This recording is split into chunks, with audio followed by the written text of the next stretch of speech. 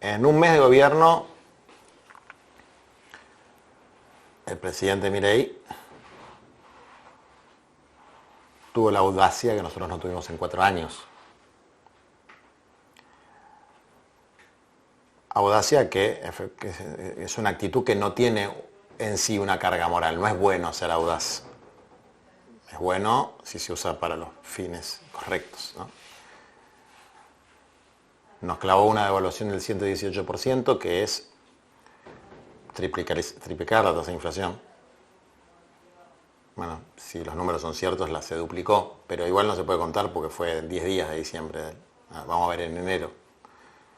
Pero va a haber una inflación por lo menos del 100% de acá a marzo. Y eso implica una decisión deliberada de licuar los ingresos sociales. El salario, las jubilaciones, lo que gana un trabajador de la economía popular. Nos clavó un nuevo sistema de transferencia de facultades judiciales a la policía, que es el protocolo antipiquetes, es decir, la policía puede juzgar y castigar cuando algo que históricamente correspondió a un juez, es decir, si es una obstrucción de tránsito maliciosa o no, ahora lo puede decidir un subcomisario, y penalizar sin juicio a los trabajadores de la economía popular retirándoles su salario social complementario, es decir, una pena sin juicio. Un decreto de necesidad de urgencia que es un compendio de regalos a las corporaciones en perjuicio de sectores sociales específicos y del pueblo en su conjunto, con cosas que van desde la anulación de la posibilidad del sector público de crear medicamentos, digamos, ¿no? La derogación de la ley de laboratorios públicos, o la apertura indiscriminada del espacio aéreo a la tecnología satelital, particularmente la de Elon Musk, pero que perjudica nuestro desarrollo satelital, nuestro complejo científico-técnico, que es muy avanzado para América Latina, y habilita la posibilidad de la privatización de ARSAT, que ya aparte está en la mega ley, pasando por los clubes de barrio que se pueden privatizar, y yendo hacia cosas cada vez más estructurales, como la posibilidad de endeudar al país sin ninguna aprobación legislativa, o de reestructurar deuda pública perjudicando al país con la modificación de la ley de administraciones financieras, que decía, si vos vas a reestructurar o renegociar una deuda, si ves 100 pesos, tenés que cumplir 2 de 3 condiciones, si no, no lo puedes hacer. Mejorar los plazos, los intereses o el capital. Ahora la puedes reestructurar empeorando los plazos, los intereses y el capital, que fue básicamente lo que hizo Sturzenegger en el megacanje del 2001.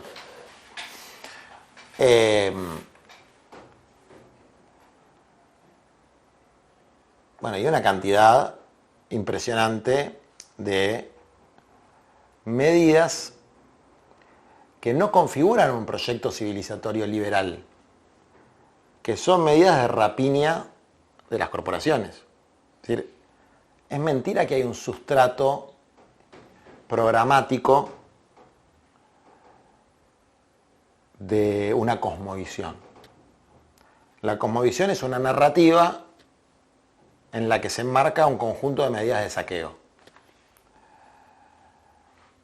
La única cosmovisión que efectivamente opera en este paquete de 4, por lo menos 4 hechos, ¿no? Devaluación, protocolo antipiquetes, que en realidad es una restricción a libertades democráticas, DNU y megaley, es la de la ley de la selva. Es lo único que uno puede ver como visión. La ley de la selva en perjuicio del pueblo pobre, de los trabajadores, de la clase media y de los principios básicos de cualquier ideología mínimamente humana. Todo lo demás es chamullo. Entonces, respetar, ¿qué quiere decir respetar? Respetar primero es no tener la soberbia de andar diciéndole a la gente que votó a Milei, sobre todo a los compañeros y a los vecinos de los barrios populares, a toda esa familia, gente de las provincias más castigadas de la Argentina, particularmente en el norte, que lo votaron. No andar con el dedito diciendo son estúpidos, ustedes se lo merecen. Esa actitud de soberbia de la política que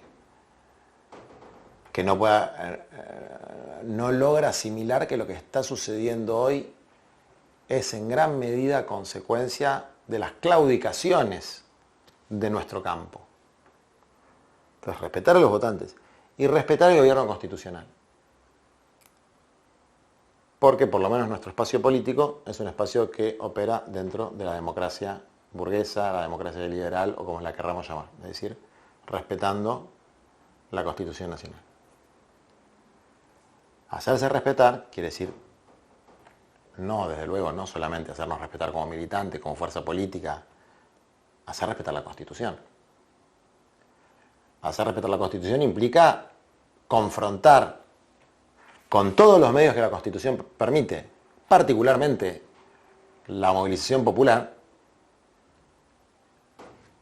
este paquete de 4 acciones, agresiones contra el pueblo, de manera frontal, categórica y sin vacilaciones. En términos prácticos, esto quiere decir que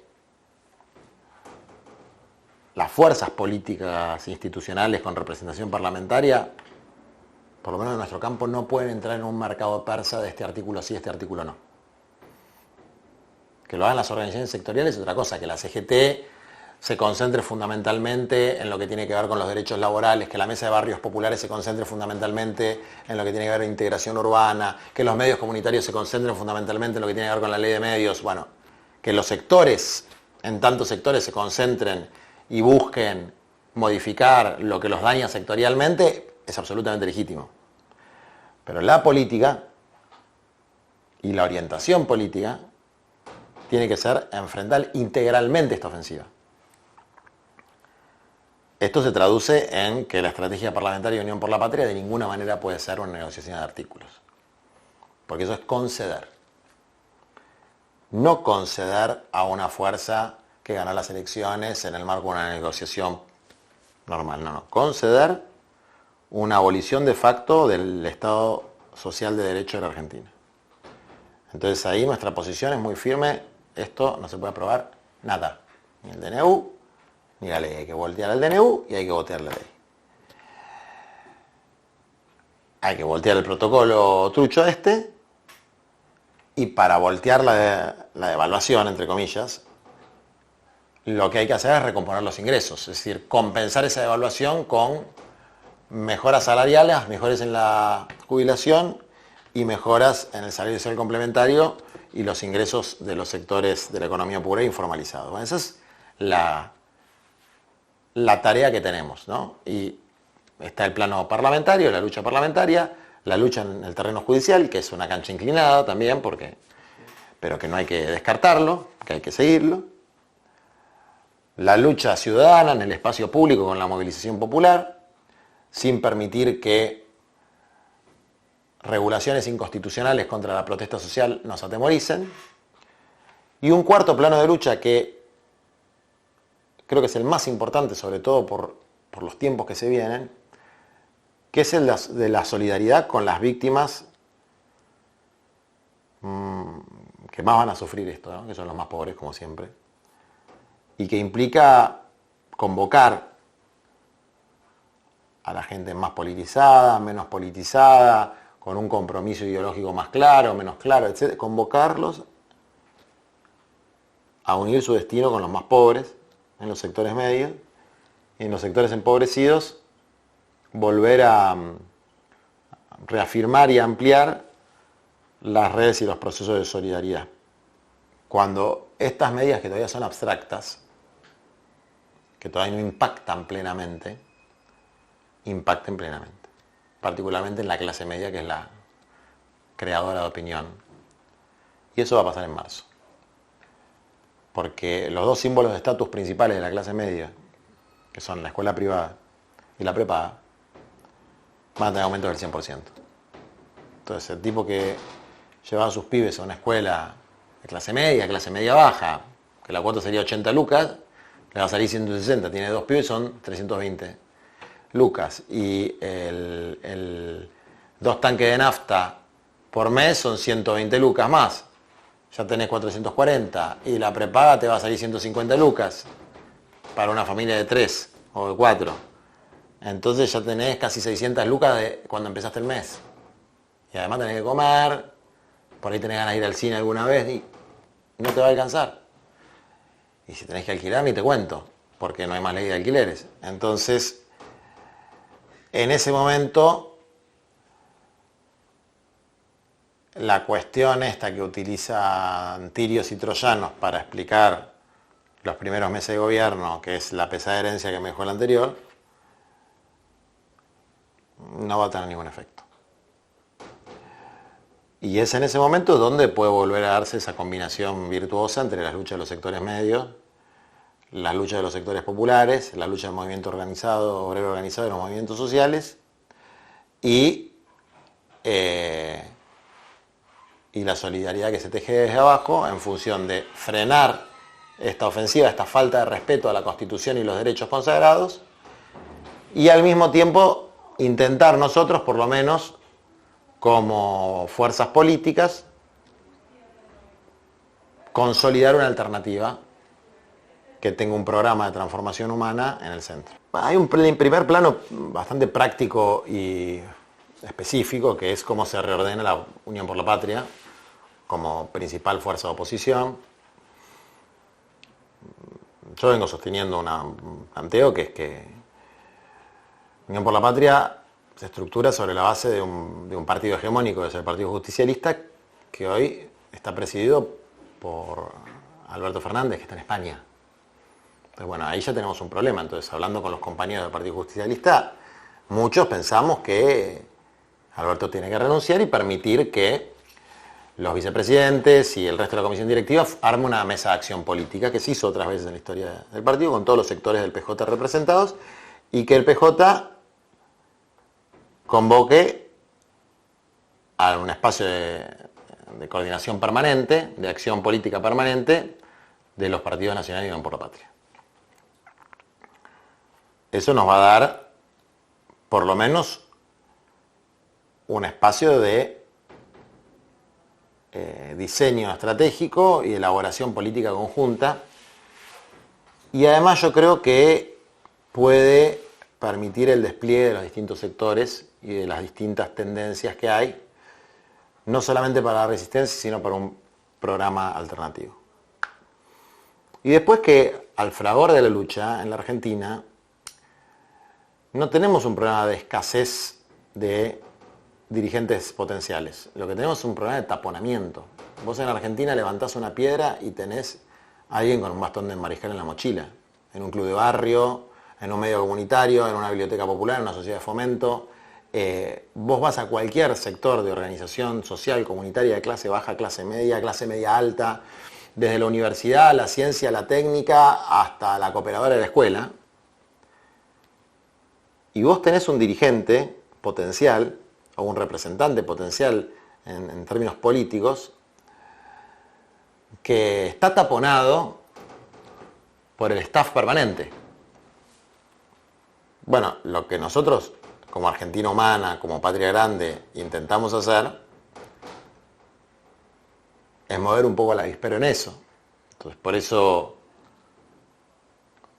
en un país que tiene 45% de su fuerza de trabajo en la informalidad, casi un 50% de pobres, que la única persona que represente esa realidad en el Congreso sea Nati Saracho, y es un poco desproporcionado, ¿no? ¿Cuántas Nati Saracho hay? ¿Y cuán bien le hacen en la política? ¿Y cuánto le molestan a los sectores lamebotas de las corporaciones y la oligarquía, que están todo el día pegándole a Nati Saracho? Están obsesionados con Nati Saracho. Bueno, es la única que tiene el color de la mitad de nuestro pueblo, que tiene la tonalidad de la mitad de nuestro pueblo. Y lo mismo pasa con la juventud. ¿Tiene un poco más de participación que los pobres? Sí, porque siempre la cuestión de la opresión de clase es la cuestión central en una sociedad capitalista. pero la cuestión generacional también es un tema. Entonces, por eso Ofelia también fue objeto, durante todo el tiempo que pasó como diputada, de los más tremendos ataques, porque más allá de su posicionamiento político, que era bastante similar al de otro, expresarlo como parte de la juventud molestaba mucho. Entonces, ese resurgimiento del campo nacional y popular va a requerir la incorporación de camadas y camadas y camadas de hombres y mujeres, de los sectores populares, de la juventud, de los nuevos emergentes, que van a ser un fuerte contraste con el staff permanente de la política tradicional de nuestro propio campo. Y eso también va a generar disputas. Y son disputas que vamos a dar porque sabemos que no puede haber construcción de alternativas si no hay un programa claro y un nuevo aluvión zoológico de los peores, ¿no? de lo que molesta, de lo que irrita, del nuevo hecho maldito del país burgués. Yo creo que es un debate en torno a la cultura. Porque que haya muchos noticieros, si se quiere, con una línea editorial antipopular, oligárquica, difamatoria, etc., no es lo que marca la tónica de una cultura deshumanizada. Por lo sumo eso se puede contrarrestar. La cultura, por ejemplo, es la exacerbación del consumismo. Y eso, medios nacionales, internacionales, la publicidad, la mercantilización de todo, eso está atravesando la cultura. Yo, precisamente sobre este tema, ahí después si quieren lo pueden filmar, tengo una frase de Cristina que siempre me gustó mucho, que habla sobre la ley de medios. Y que dice que muchas veces lo que es aparentemente ideológicamente perfecto en los papeles termina siendo el camino al fracaso. ¿Y a qué se refería ella? A que si uno ve la ley de medios de servicio audiovisual, es una ley extraordinaria, llena de artículos maravillosos, pero está pensada como invirtiendo el apotegma del Papa Francisco de que la realidad es superior a la idea. Está pensada desde la idea, desde lo que sería ideal. No está pensada sobre la realidad, como la ley de barrios populares, por ejemplo. Entonces eso, ¿cuál es la lección que yo saco de eso? Que hay que ponerse objetivos, y así como yo digo, la felicidad del pueblo es una perspectiva, pero el objetivo es mucho más reducido en esta etapa histórica, es la erradicación de las formas más extremas de injusticia social. No estoy hablando ni siquiera de la erradicación de la pobreza. En términos de la lucha en los medios de comunicación, ¿cuáles son los objetivos posibles en la perspectiva de una comunicación plural, democrática, donde estén todas las voces? Bueno, que los canales comunitarios estén en la cablera, por ejemplo, ¿no? Vamos a ver un ejemplo. Que no es un tema del que yo conozca mucho, pero bueno, que no se le saquen los límites a las licencias, como parece que pasa en el DNU, entonces que pueda haber monopolio. Un conjunto de cosas que son fines posibles en una perspectiva. Y creo que el proceso que hicimos de elaboración del Plan de Desarrollo Humano Integral partía de esas premisas, que es poner los fines por encima de los medios y que esos fines sean progresivamente posibles, que no sean como escribir en una tabula rasa, porque la tabula rasa no existe, existe la realidad. Esa es mi reflexión, digamos.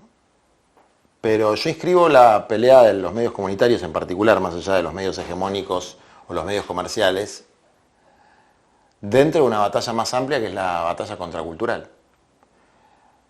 Y la batalla contracultural, por lo menos la contracultura de la que yo me siento parte, es una cultura que enfrenta la mercantilización, el consumismo y el culto al dios dinero. Es decir, que pone en valor otros valores, desde la perspectiva que sea. Desde la perspectiva de género, de clase, generacional, desde la perspectiva literaria, desde la perspectiva artística, lo que sea. que en su momento existió la contracultura del rock and roll, existió la contracultura del punk, existió la contracultura política, pero que iban contra elementos opresivos, opresores, deshumanizantes. Bueno, ahora el elemento fundamental de opresión es la mercantilización de todo. Desde luego acá, desde que se formó el Frente de Todos, hubo cuadrantes, y nuestro cuadrante hoy, para poner un emergente, un referente institucional importante, el principal es Axel, como gobernador de la provincia de Buenos Aires, como el tipo que quedó mejor parado de las elecciones. Pero nosotros aportamos una cosa distinta, diferencial, que tiene que ver con nuestra, digamos, nuestra terquedad en la construcción de un resurgimiento que no es una renovación, un resurgimiento del movimiento nacional y popular a partir de la incorporación del aluvión zoológico, politizado, como protagonista, no como decorado ni arriado, y la incorporación de estos militantes con el bastón de mariscal que están abajo de cada piedra en el país, pero están taponados por el Estado permanente de la política. Nosotros tenemos un rol ahí, tenemos un rol en la planificación de el trazo que va entre el ser y el deber ser, es decir, entre la idea y la concreción de esa idea, ¿no? Entre la situación actual y lo que pensamos que puede hacer, que es la planificación estratégica. Y seguramente vamos a tener un rol importante en jalonar el proceso hacia ese lado, en la construcción programático-doctrinaria de las nuevas melodías de nuestro campo. Ojalá que no nos empantanemos en microdisputas de facciones, que son muy tentadoras y están muy al orden del día. Porque hoy vos decís Axel y parece que estás hablando en contra de la Cámpora, una cosa rara. No, acá los compañeros de la Cámpora, los compañeros que se referencian en Axel, los compañeros de Argentina Humana, los compañeros que vienen de movimientos sociales, etcétera, en la medida que tengamos un programa común y podamos tener un funcionamiento metodológico razonablemente ordenado para lograr los fines que nos proponemos, claramente somos un núcleo que tiene que funcionar de manera conjunta. Si uno trazara en un mapa de América Latina con dos colores, de un color se pintan los gobiernos que son o se autoperciben progresistas, populares, latinoamericanistas, y del otro los gobiernos de derecha, reaccionarios, conservadores, veríamos un mapa bastante tirado a la izquierda, más incluso que en lo que algunos llaman la primera ola de gobiernos populares. Y sin embargo uno tiene la sensación de que el proceso va para otro lado. Creo que la razón fundamental es que, a diferencia de la primera oleada, donde había un liderazgo muy claro de Hugo Chávez planteando un proyecto común, hoy son experiencias dispersas, sin un eje articulador y con programas muy heterogéneos, donde uno no puede divisar un horizonte de transformación profunda, sino más bien un intento de realizar una administración gubernal redistributiva con elementos de justicia social, con un progresivo avance en las condiciones materiales de vida de los trabajadores, con mayor presencia pública en la gestión de los bienes comunes y los recursos estratégicos, con mayor o menor nivel de éxito. Pero no aparece la radicalidad de una propuesta que fije un horizonte utópico de transformación profunda de la sociedad, de las relaciones mercantiles que han transformado lo que son economías de mercado en sociedades de mercado, sociedades mercantilizadas. Y también mi percepción es que, sobre todo por la experiencia argentina, ¿no? Que es de la que puedo hablar con mayor nivel de conocimiento, pero que puede traspolarse a otros lugares. Nuestros gobiernos, los gobiernos que se identifican en este campo político, no han cumplido sus promesas. No han cumplido sus promesas de una igualdad perceptible, de el acceso a los bienes esenciales que permiten buscar la felicidad, como la tierra, el techo, el trabajo, la salud, la educación. Y finalmente por ahí lo que sucedió acá es que la agenda del progresismo cultural tuvo una centralidad e incluso algunos rasgos de hipocresía que la hicieron banal en algún punto, que permiten construir relatos reaccionarios asimilándola a lo que los norteamericanos llaman el movimiento woke o el wokismo, y que esa centralidad aplastó la necesaria prioridad que en países como los nuestros, donde la desigualdad y la pobreza son un flagelo cotidiano que se profundiza cada año, la centralidad de la lucha por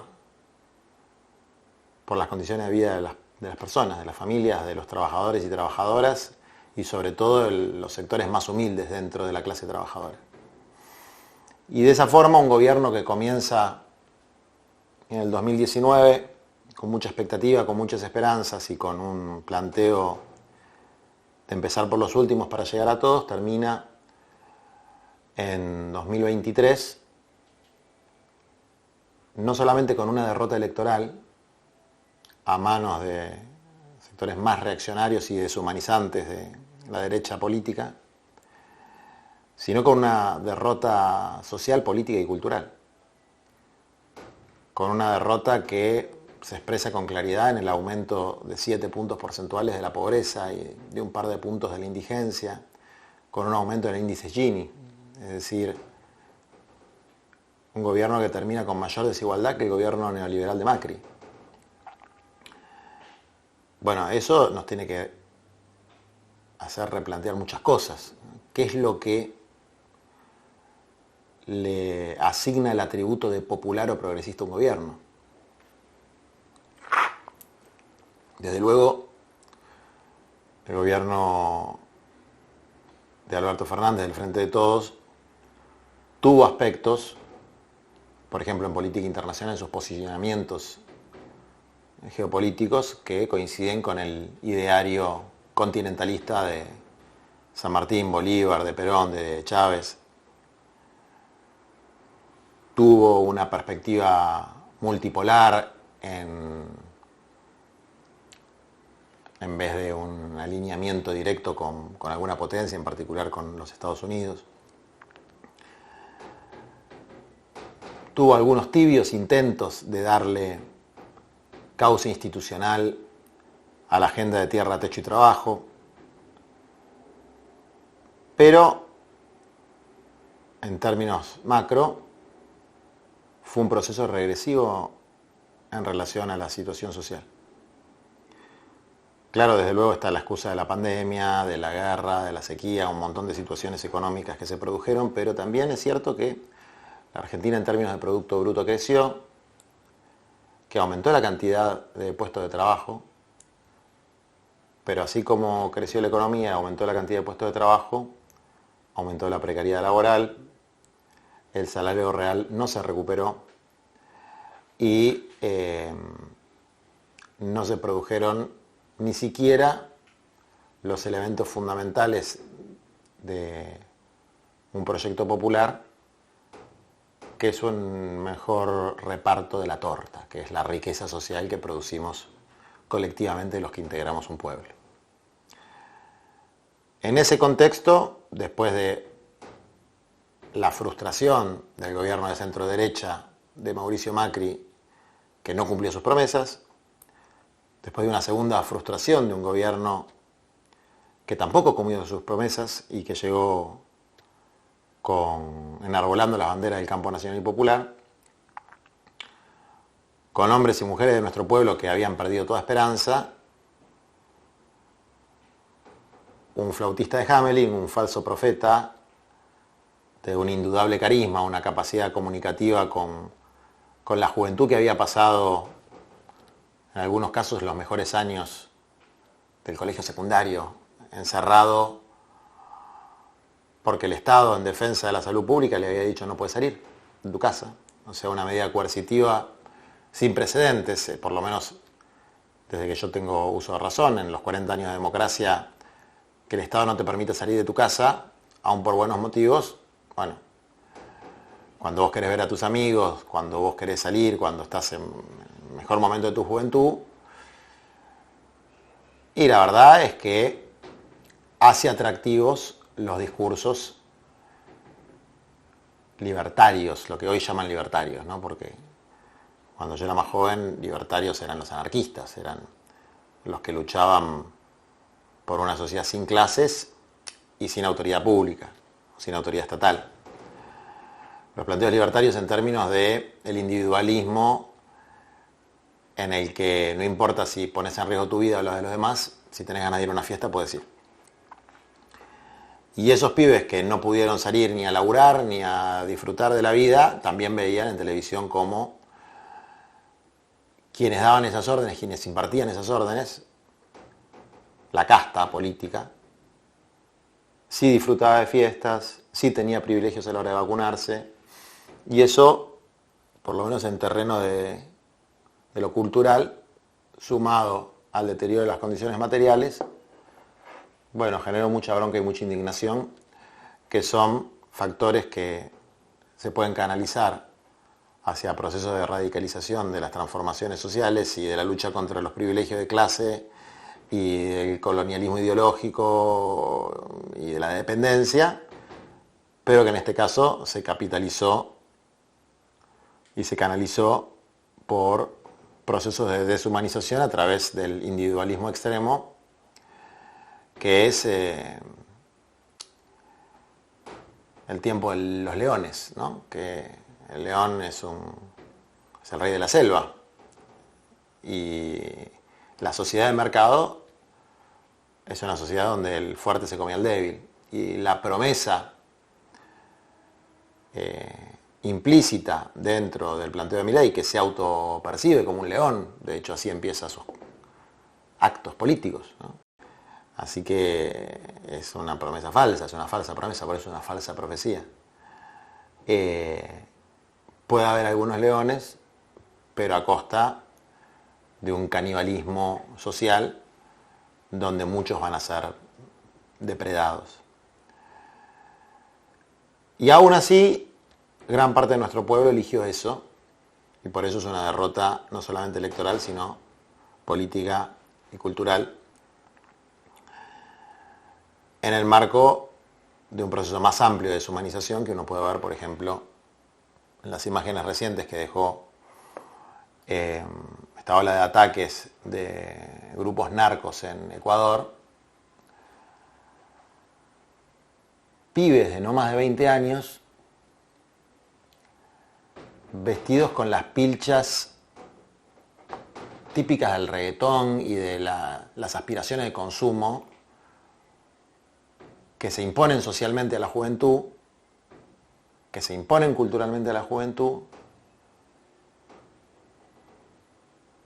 pero esa misma juventud que tiene esas aspiraciones de consumo que les han sido impuestas, no tiene los medios legales para acceder a ellas. Es decir, a esos niveles de consumo, a esas remeras Levi's o a esos remeras Hilfiger o esos gorritos Nike Air o a esos pantalones y esas zapatillas.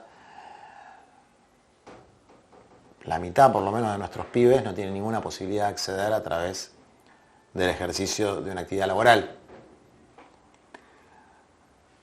Entonces uno ve escenas que, si vamos 50, 60 años atrás, podrían ser de un copamiento de una guerrilla revolucionaria, a un canal de televisión, o la irrupción en una universidad, ¿no? Simbólicos los lugares, el lugar donde está el poder de lo correcto, los medios, el lugar donde están los sectores privilegiados de la juventud, que son las universidades, y un centro comercial, los centros de consumo. El copamiento por pibes muy bien vestidos, con los cortes de pelo de los jugadores de fútbol, con armas largas y con una ideología, que es la ideología de la guita. Es decir, estamos acá porque queremos plata. Y ustedes, con sus acciones, no nos permiten ganar toda la plata que nosotros queremos ganar.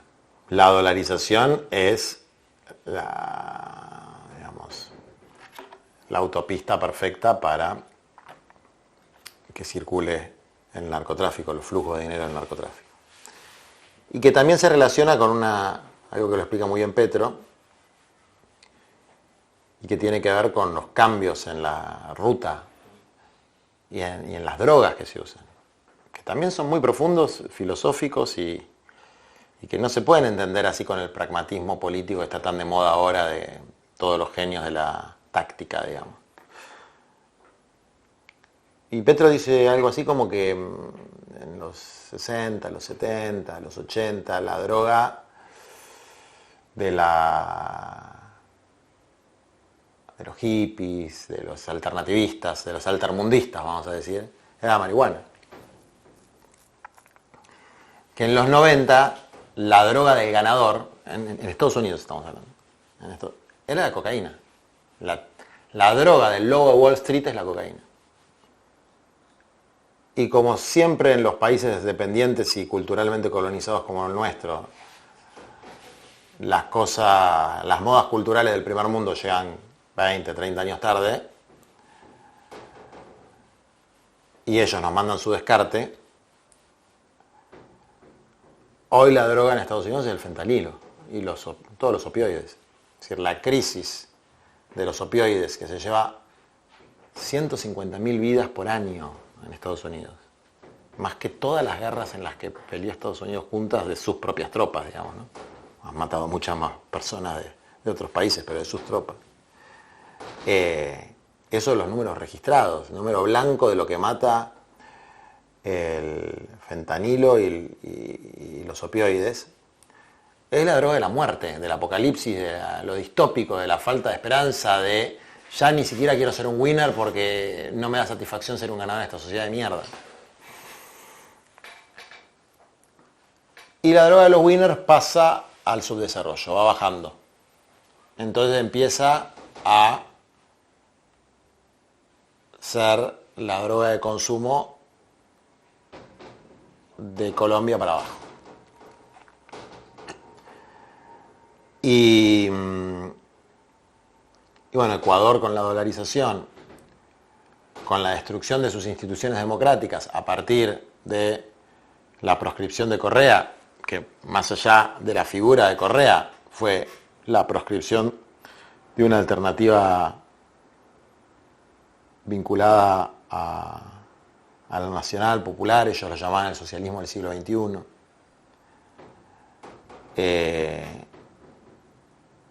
Las desigualdades, la falta de oportunidades, la exclusión, que es el territorio donde campea el narcotráfico porque obtiene su mano de obra, generan un fenómeno que es tragicómico en algún punto, como que se declara el conflicto armado interno, que siempre estuvo asociado a las guerrillas revolucionarias, y uno lee el listado de organizaciones que se consideran terroristas. Entonces parecen nombres de cuentas de Twitch o de Twitter. Killers 27. Las feas del patio. Los Leonardes. Todo con números. Pero en definitiva el problema está que nuestra cultura nos ha puesto unos fines que no son humanos y no nos ha provisto de los medios para que todo el mundo pueda acceder a esos fines. Entonces hay problemas en las dos puntas. ¿Cuál es la contracultura? La contracultura es la organización comunitaria. La contracultura a eso es buscar fines humanos y medios humanos para llegar a esos fines.